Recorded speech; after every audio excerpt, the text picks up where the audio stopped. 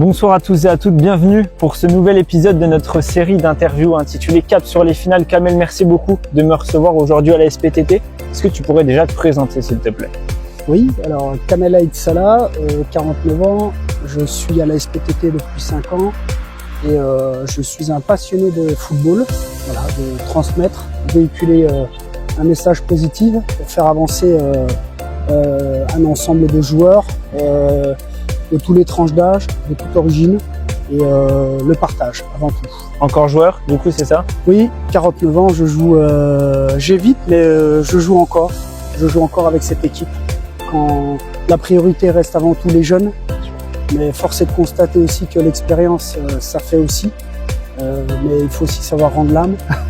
C'est sûr.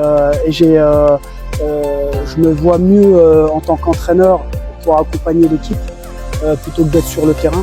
Alors, on ne peut pas faire les deux. Comment se passe la semaine ici à la SPTT avec ton équipe? Est-ce que voilà, vous entraînez avec des joueurs qui sont de la Régionale 2 ou de National 3? Et combien de fois vous entraînez par semaine? Est-ce que voilà, tu peux nous raconter un petit peu comment se passe la semaine avec ton équipe? Oui, tout à fait. Donc la D3 s'entraîne le mercredi. Essentiellement, c'est que le mercredi. Okay. On était parti pour pouvoir faire 2 séances, mais on s'est arrêté à une pour la simple et bonne raison, c'est que les autres joueurs s'entraînent avec la R2 et pour certains avec la Nationale 3. Donc ce qui fait qu'en moyenne, un joueur peut aller de 2 voire à 3 entraînements, voire à un seul entraînement. La saison est pour le moment très bien réussie. Vous êtes leader de votre poule en D3. Vous êtes en demi-finale de cette coupe. Comment toi tu expliques ça personnellement? Alors, c'est avant toute chose, c'est un travail d'équipe, de collaboration. On parle d'une équipe, mais moi je parle d'un club parce que dans ce club on est accompagné, on a de belles structures et on a un engagement. On a 3 entraîneurs National 3 R2 qui sont au quotidien à mes côtés. Notamment le coach de la Nationale 3, Mouss Larissi, qui est joueur-entraîneur et qui est très impliqué. On arrive par le biais de l'implication de toutes ces personnes à véhiculer un message auprès de nos joueurs. Si ce message est cohérent et on tire tous dans le même sens, on arrive à avoir des résultats. Et c'est pas simple d'avoir des résultats. Même si on dit qu'à la SPTT il y a un effectif, on ne joue jamais avec la même équipe chaque dimanche et on joue avec des joueurs qui parfois ne jouent pas à leur poste et parfois aussi arrivent avec peut-être pour certains une démotivation puisqu'ils sont censés jouer pour certains en R2 et parfois ils ne jouent pas et c'est aussi notre rôle de les accompagner, c'est aussi notre rôle d'avoir un message positif pour ces joueurs parce qu'il ne s'agit pas uniquement de foot, il s'agit aussi d'accompagnement parce que nous avons des joueurs qui arrivent de tout horizon et le soutien moral et psychologique pour certains il est primordial. Des gamins qui commencent pour certains des études, pour d'autres qui arrivent de loin et qui sont avec peu de revenus et tout ça, c'est aussi ça le sport, c'est de transmettre et d'être solidaire et en conclusion, nos résultats ils sont principalement arrivés grâce à tout cela. Comment tu expliques justement que vous soyez arrivé en demi-finale? Vous êtes un très gros club, tu l'as dit toi-même, vous jouez pas souvent avec les mêmes joueurs. Justement, c'est quoi cette pièce maîtresse, on va dire, qui fait que vous êtes arrivé là aujourd'hui? Alors, c'est, comme je l'ai dit précédemment, c'est l'implication des entraîneurs, du bureau, je le dis, parce qu'on oublie aussi toute cette partie qui est derrière la face cachée de l'iceberg, où il y a des gens qui travaillent au club et qui font un gros travail, notamment sur les licences, parce que quand vous faites signer des joueurs, il faut les accompagner. Et comment on arrive à avoir ces résultats et arriver en demi-finale?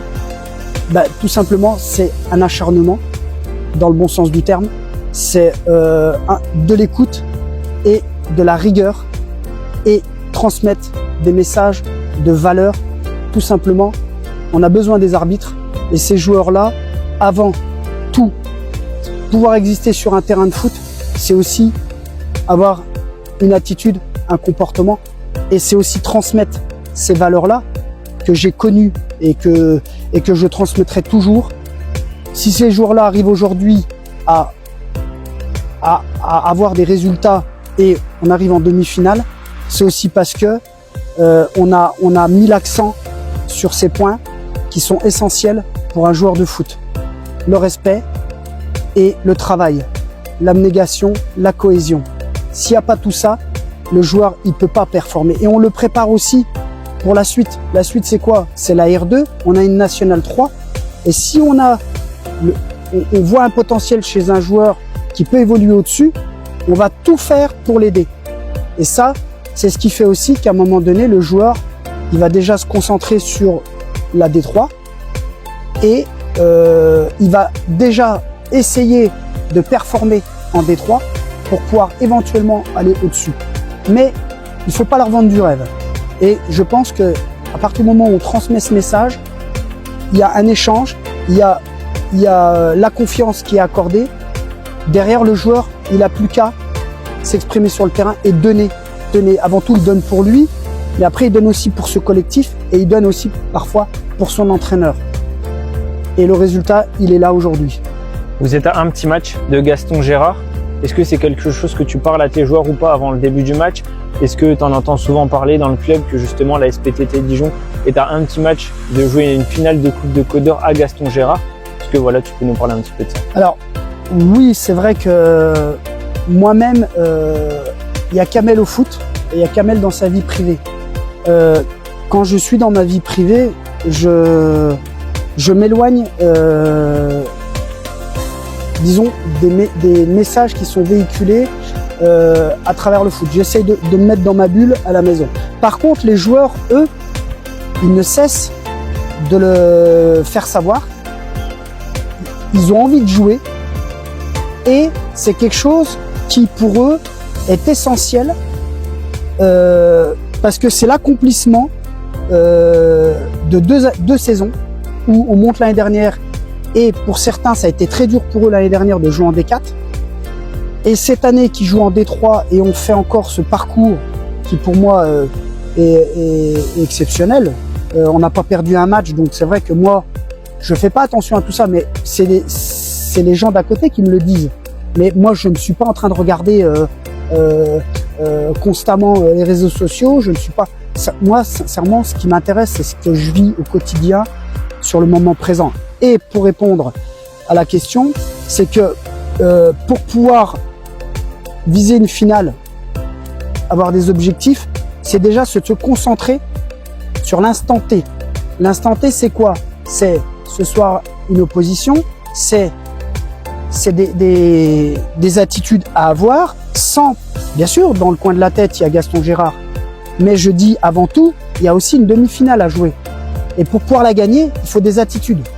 C'est-à-dire que, je le dis, on est 14, 11 plus 3 remplaçants.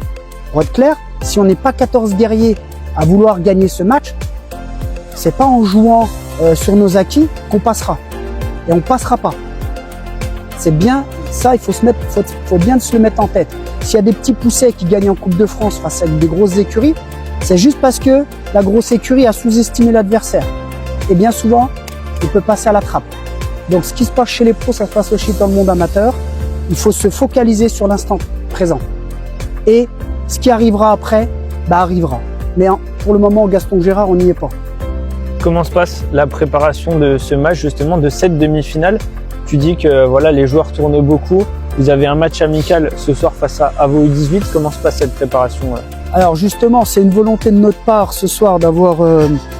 j'ai provoqué, donc quand j'ai provoqué, j'ai provoqué ce match amical ce soir qui n'était pas prévu. On joue sur un terrain en herbe. Pourquoi? Parce que Plombières joue sur un terrain en herbe. Mais c'est aussi l'occasion de travailler des automatismes. Comment on gagne ces matchs? J'analyse tous les matchs. Je connais tous les joueurs dans les moindres détails. Et ce soir particulièrement, on va travailler des points à améliorer. Et c'est en jouant, en faisant un match amical et pas une séance d'entraînement qui vont nous permettre de travailler ces aspects. Puis après de les corriger. Et puis après il y a le jour J. Le jour J, après il y a... C'est là où le joueur il a une importance fondamentale. C'est comment il se prépare à... Il a beau s'entraîner, il a beau préparer, on a beau préparer des tactiques. C'est le joueur, comment il va sur le moment réussir à gérer le stress, comment il va se dépasser pour atteindre un objectif commun, c'est cette victoire. Et ça, on peut le préparer ce soir. Mais je veux dire par là, c'est l'attitude déjà. Pour gagner dimanche, il faut déjà ce soir, dans l'attitude à l'entraînement, on doit sentir que le joueur se sent concerné. Kamel, merci beaucoup d'avoir répondu à mes questions. Un bon match pour dimanche, une bonne fin de saison à vous ici à la SPTT, que ce soit voilà, pour toutes vos équipes, pour tout le club. Et puis voilà, merci beaucoup et puis une bonne continuation. Merci beaucoup.